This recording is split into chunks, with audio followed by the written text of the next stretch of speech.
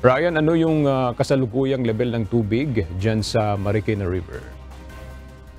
Aga sa oras na ito ay nasa 13.4 meters na lamang yung tubig dito sa Marikina River.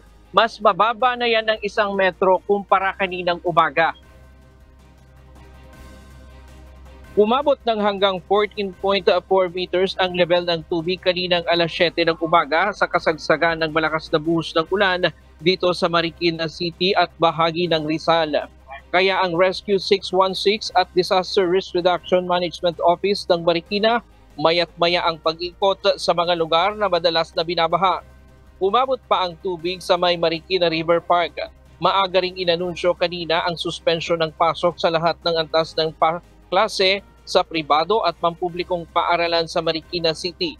Alas 8 ng umaga, unti-unti na ring bumaba ang level ng tubig sa Marikina kasabay ng unti-unting pagtila ng ulan.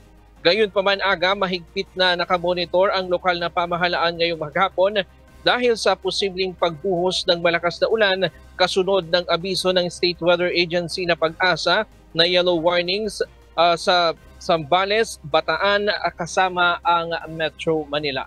Sa ngayon, ayan muna ang latest mula dito sa Marikina. Balik sa iyo, Aga. Maraming salamat, Ryan Lacanlale.